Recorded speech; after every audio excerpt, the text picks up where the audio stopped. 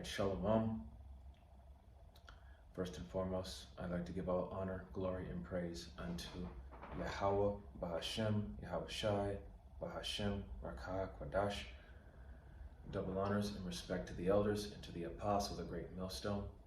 Peace and blessing to all Akim that are preaching and teaching this word with 100% truth and sincerity.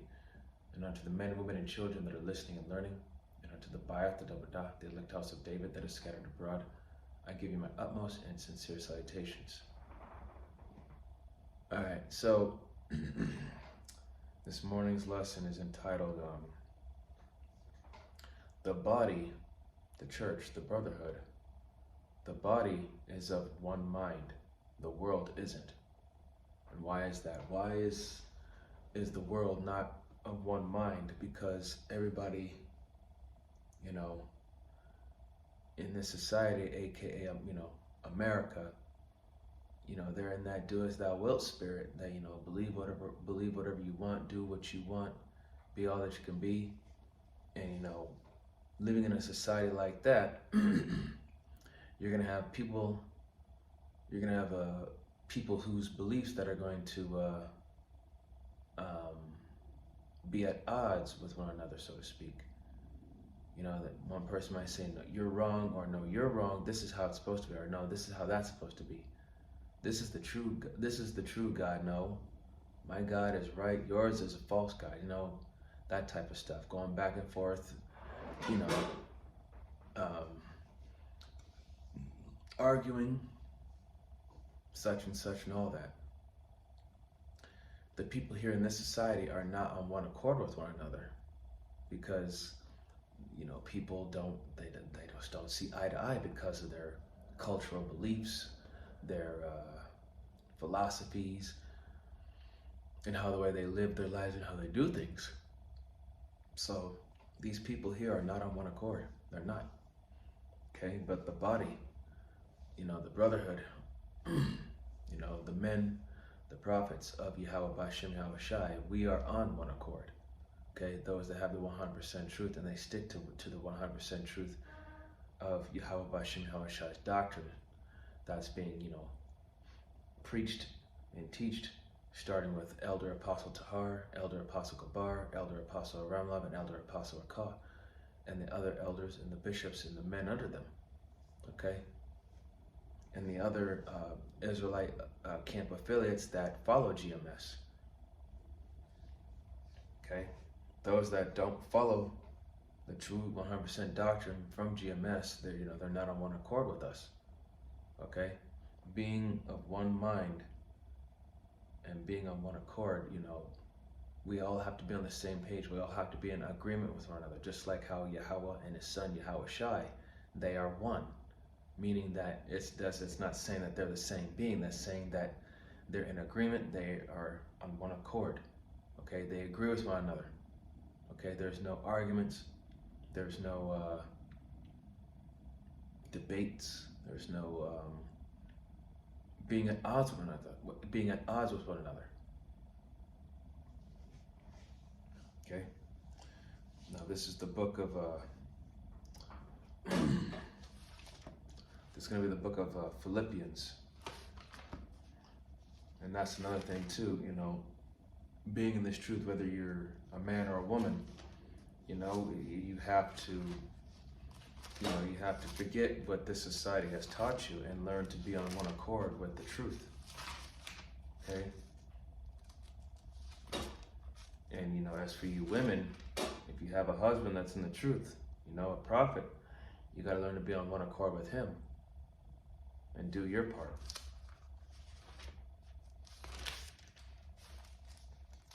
And the same thing goes for the man. You got to do your part too. All right, let's see if I can find it. This is going to be the book of Philippians, chapter 3. So this is the book of Philippians, chapter 3, verse 15. And it says, let us therefore, as many as be perfect, be thus minded. So, be thus minded, which means that we all should be like-minded, thinking the same thing. and it says, and if anything be ye otherwise minded, the Most High shall reveal even this unto you. So, if there's anybody within the body of Yahweh Bashim Yahushai that's not in agreement with everybody else, the Most High is going to expose him, so you know who it is. As the scriptures say, mark them which cause division and that walk contrary to the doctrine, right? So, and when a little bit of leaven leaveneth the whole lump.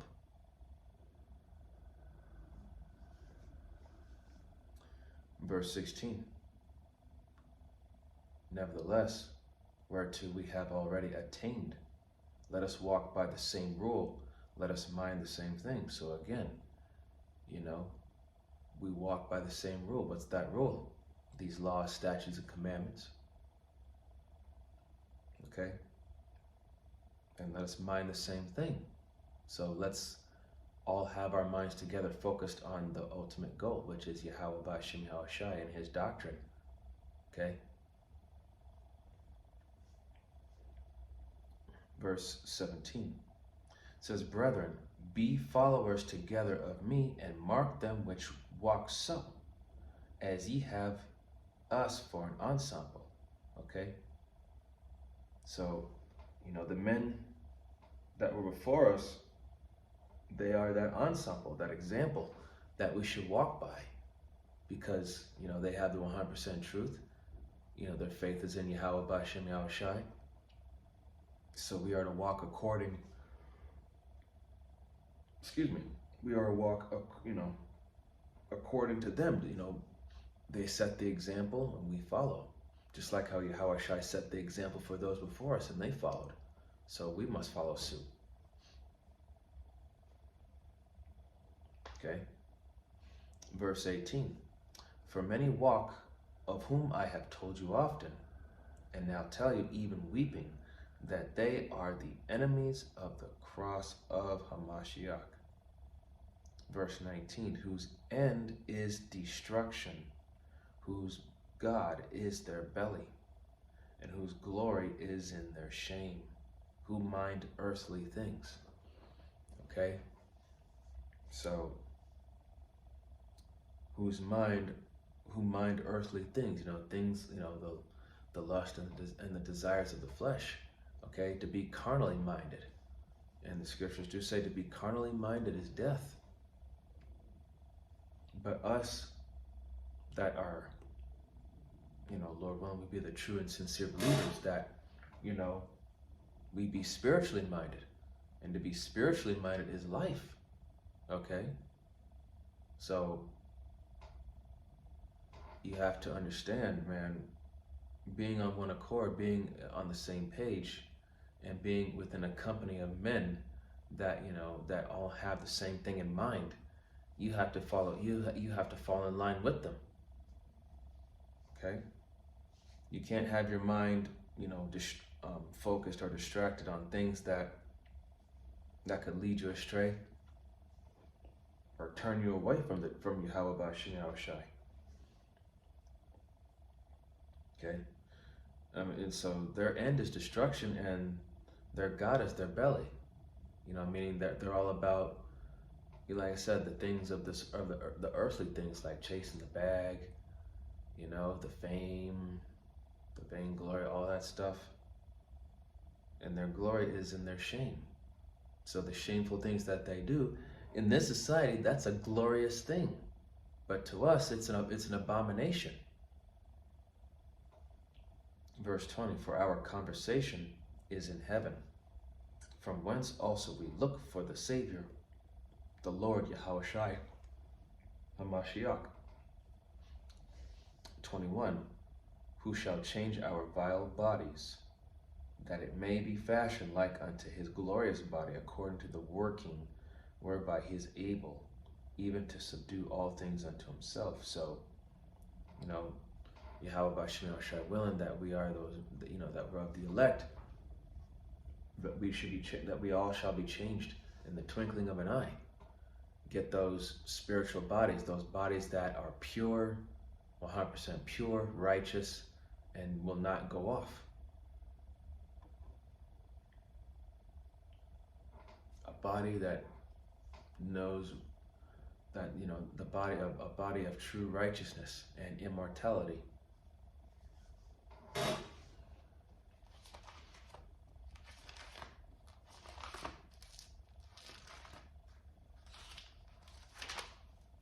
This is the book of Psalms. It's chapter 1, starting at verse 1. Salakia, excuse me. Psalms 1:1, it says, "Blessed is the man that walketh not in the counsel of the ungodly."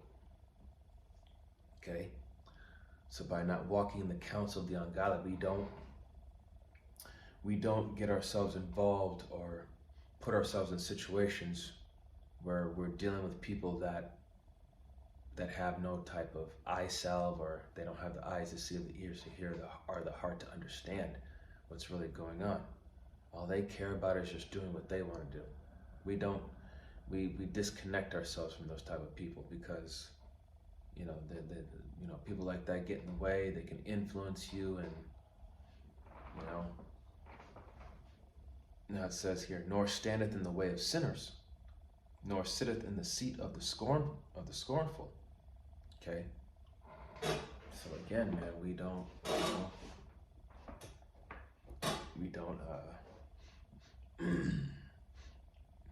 Like I said, we cut individuals like that are all about the flesh, acting like a bunch of, carnal-minded hooligans. We cut them off right away because we don't tolerate, nor do we want that type of company around us. Okay. You are who you what's that saying? You are who you hang around with, or something like that. I can't remember, but I'm pretty sure that was it. But let me get a precept to back that one up. This is going to be the book of Isaiah. It's going to be Isaiah chapter 30.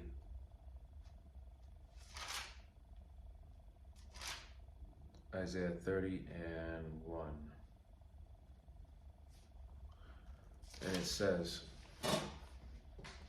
"Woe to the rebellious children, saith the Lord, that take counsel, but not of me, and that cover with a covering, but not of my spirit, that they may add sin to sin."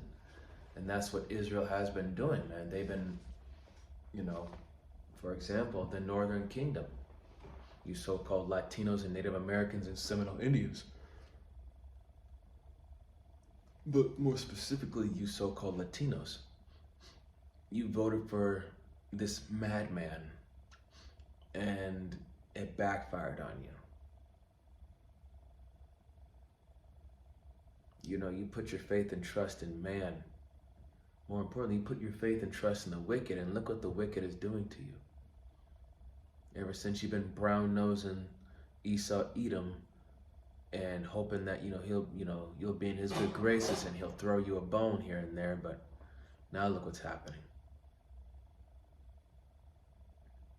Okay, the true and sincere believers, we don't put our faith and trust in man. We put our faith and trust in the Creator, Yahweh Bashem Yahushua. We go to Him for the one of all things. Verse 2, Isaiah 30 and 2, "That walk to go down into Egypt, and have not asked at my mouth to strengthen themselves in the strength of Pharaoh, and to trust in the shadow of Egypt." And the shadow of Egypt is America, because it mirrors Egypt. It really does. But you can see that through the bondage of being, subject to payments, and some of the structures that they built. Okay? And the modern day Egyptians and Pharaoh are the Edomites that are in this land right now, in America. Verse 3, "Therefore shall the strength of Pharaoh be your shame, and the trust in the shadow of Egypt your confusion. For his princes were at Zoan, and his ambassadors came to Hanes, 5. They were all ashamed of the people that could not profit them, nor be an help nor profit, but a shame and also reproach. So, for you Israelites that put your faith and trust, that walk in the counsel of the ungodly and the wicked, man, you did it to yourself. You shot yourself in the foot. You set yourself up for failure. You can't blame us.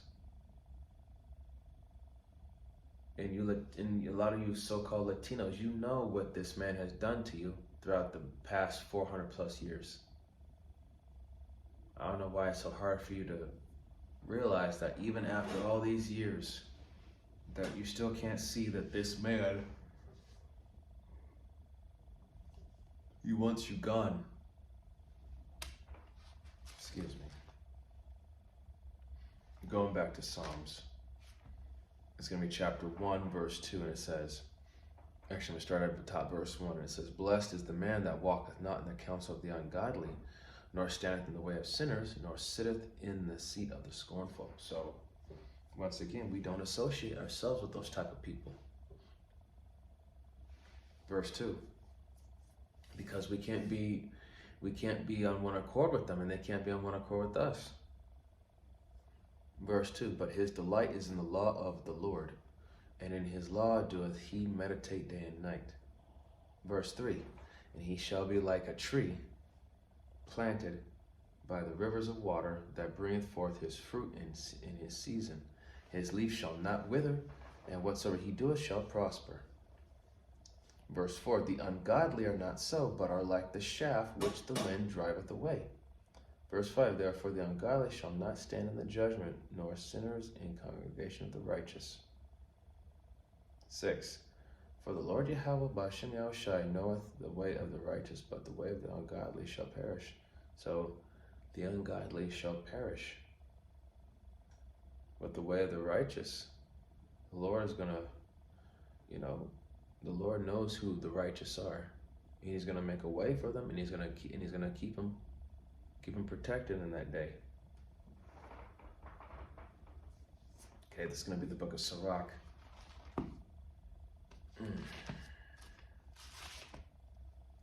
Sirach chapter 14, starting at verse 1, and it says, Blessed is the man that hath not slipped with his mouth, and is not pricked with the multitude of sins.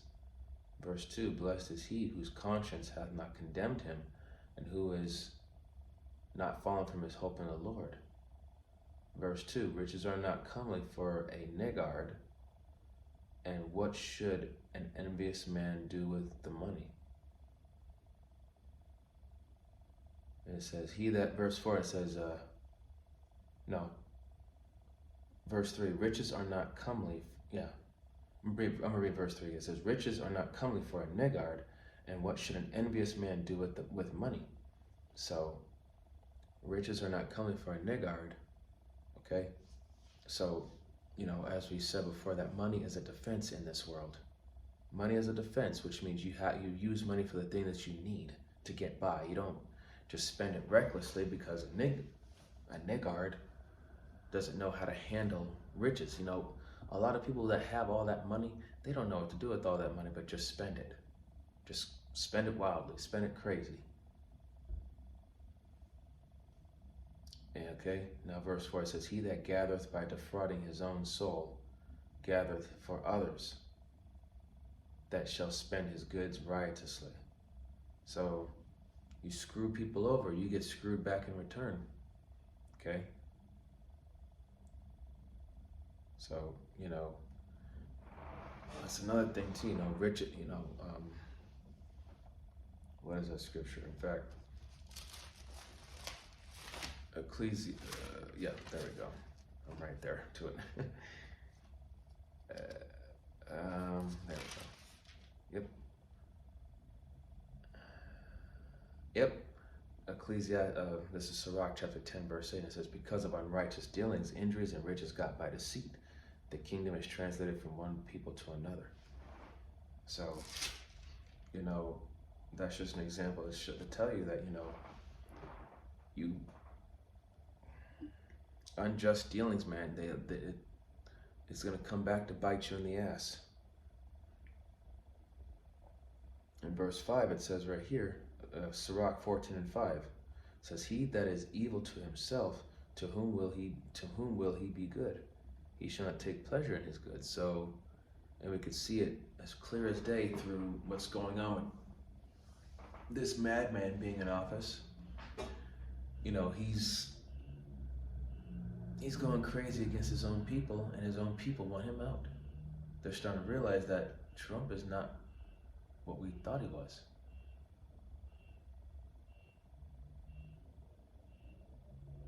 Verse 6, it says, "There is none worse than he that envieth himself, and this is a recompense of his wickedness."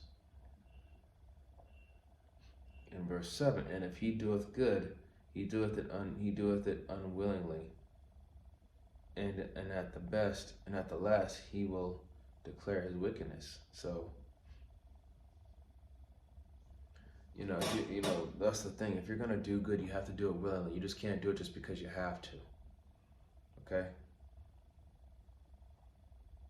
You know, at the end, he will reveal that, you know, he did this for whatever reason. Like, I did it because I had to.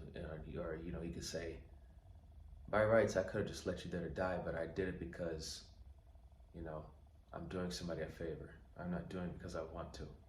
Or something like that, to that effect. I know it was a horrible analogy. Verse 8, "The envious man hath a wicked eye. He turneth away his face and despiseth men." So the envious man, a man that's full of jealousy, wrath, you know, and has a wicked heart, he turneth away his face from deprivation. No. He turneth away his face and despiseth men. Verse 9, a covetous man's eye is not satisfied with his portion, and the iniquity of the wicked drieth of his soul. Okay, verse 10, it says, "A wicked eye envieth his bread, and he is a niggard at his table." Okay, so someone who just, you could say, is ungrateful, unsatisfied, not knowing when enough's enough. Okay, and he's a niggard at his own table, and that's Esau, Edom. When these Edomites gather at a table, man, they don't know how to be civilized. They don't know how to treat one another right. And this is going to be the book of James.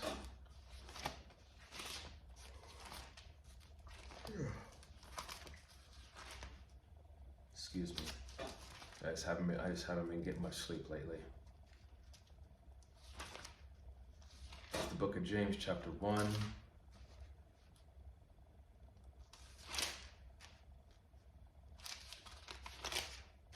James 1:8.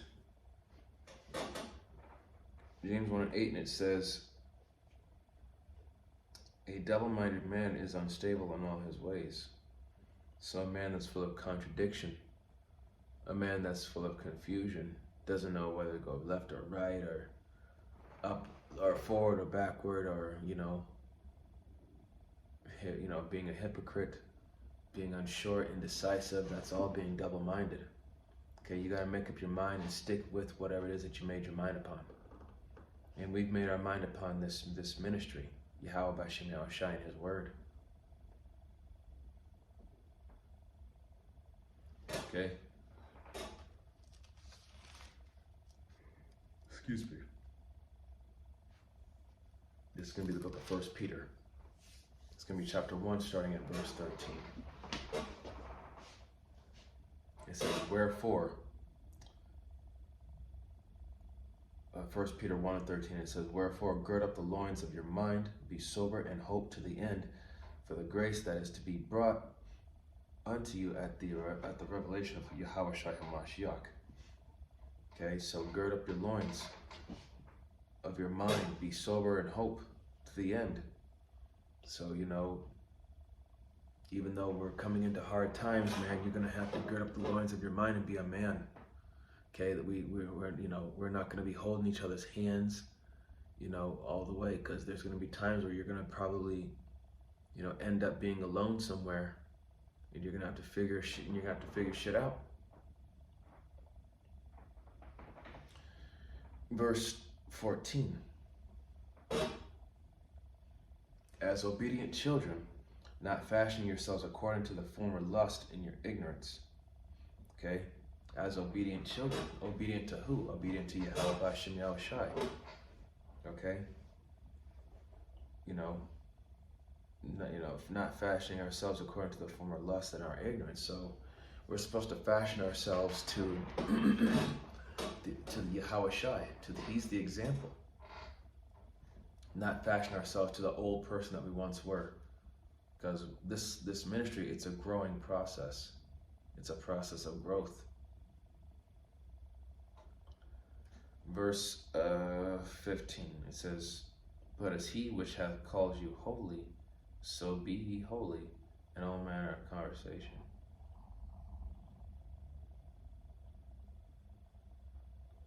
All right, this is going to be verse 15, and it says, but as he which hath called you is holy, so be ye holy in all manner of conversation. 16, but because it is written, be ye holy, for I am holy. Okay, so being like-minded, being of one accord, especially in this ministry, we are to be holy in all manner of conversation, which means we are to be separate, which means that we are to mind the spiritual things, the things that the people of this world cannot understand, nor will they ever. In verse 16 it says, because it is written, be ye holy, for I am holy. Verse 17, and if ye call on the Father, who without respect of persons judgeth according to every man's work, pass the time of your sojourning here in fear. 18, for as much as ye know that ye were not redeemed with corruptible things as silver and gold from your vain conversation received by tradition from your fathers. 19, but with the precious blood of Hamashiach as of a lamb without blemish and without spot. 20, who verily was foreordained before the foundation of the world, but was manifest in these last times for you. He was made manifest in these last times for us. So, by his blood, did we receive that remission of sins, to be given this grace period, to be given this chance to earn our place, our true place amongst the elect. Verse 21, who by him do believe in the power that raised him up from the dead. Yahweh raised up his son Yahweh Shai and gave him glory, that your faith and hope might be in the power.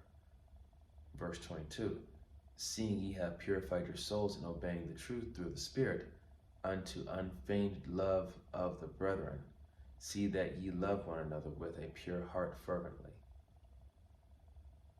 So there you go, man. We are, this brotherhood, it's a family. It's more than just a family, it's like a military unit, but a true military unit, where we function. We have our own,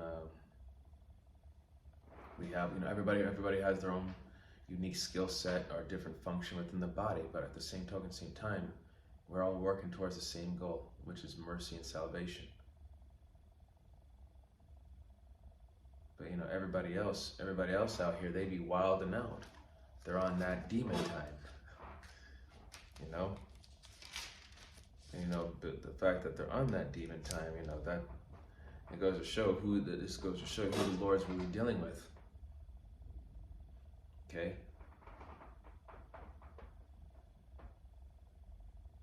And it says right here, this is 2 Thessalonians chapter 1, starting at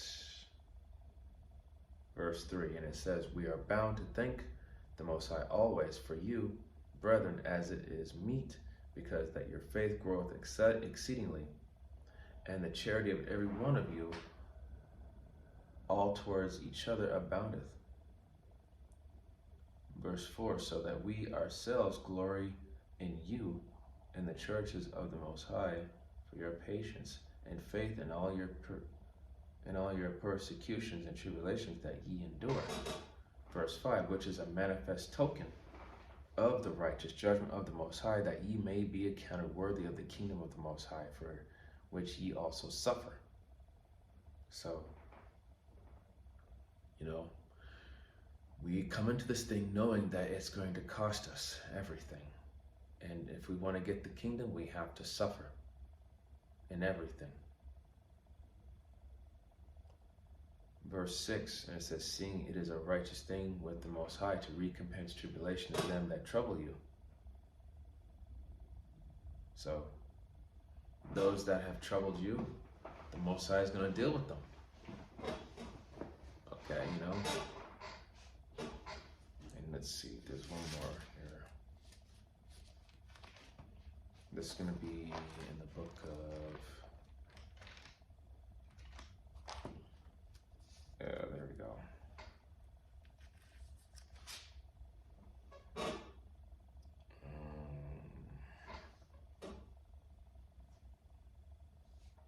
This is Amos chapter 3, verse 3. It says, can two walk together except they be agreed?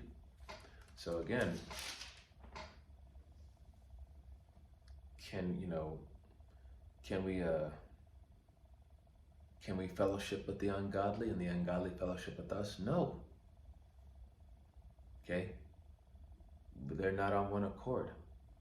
They're all out and about up here. But us, spiritually, we're all connected because we all think upon the same thing. All right?